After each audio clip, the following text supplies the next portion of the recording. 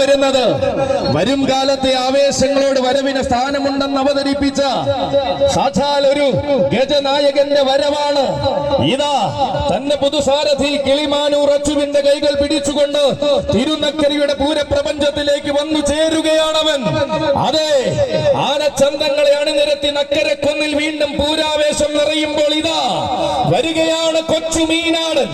തെക്കൻ മലയാളത്തിന്റെ ഹൃദയത്തിൽ നിന്നും ഉത്സവ കേരളത്തിന്റെ ഹൃദയം കീഴടക്കുന്നവൻ യുവരാജ കേസരി മീനാട് കേസു.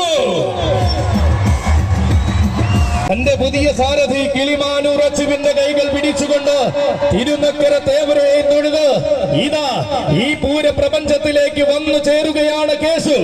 ഇവൻ തെക്കൻ മലയാളത്തിന്റെ ഹൃദയത്തിൽ നിന്നും ഉത്സവ കേരളത്തിന്റെ ഹൃദയം കീഴടക്കുന്ന യുവവീര വസന്തം. വശ്യമായ സൗന്ദര്യം കൊണ്ടും വരദാനമാകുന്ന അലങ്കാരങ്ങൾ കൊണ്ടും തെക്കൻ മലയാളത്തിലെ വാരണഭൂമികളിൽ താരമായവൻ.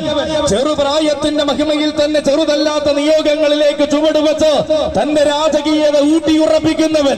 വരും കാലത്തെ ആവേശങ്ങളോട് വരവിന് സ്ഥാനമുണ്ടാകുമെന്ന വെല്ലുവിളിയോടെ പറയുന്ന ആ യുവരാജാവ് നാളെയുടെ സദസ്സുകളിൽ നായകത്വം തന്റെ പേരിലും കുറിക്കുമെന്ന് അടിവരയിട്ട് തെളിയിച്ച രാജകുമാരനാണിവൻ. വന്നു ചേരുകയായി മീനാട് ശ്രീ ധർമ്മശാസ്താവിനെയും തൊഴുതു വണങ്ങി ഉത്സവാവേശങ്ങളിലേക്ക് ചുവട് വയ്ക്കുന്നവൻ. ആനയടി തമ്പുരാന്റെ ആഘോഷ പ്രപഞ്ചത്തിൽ അലങ്കാരത്തിന്റെ നിറ സാന്നിധ്യമാകുന്നവൻ.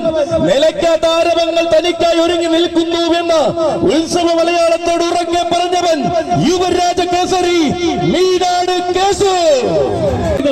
നാളെയുടെ സദസ്സുകളിൽ നായകത്വം തന്റെ പേരിലും കുറിക്കുമെന്ന് അടിവരിയിട്ട് തെളിയിച്ച രാജകുമാരനാണിവൻ.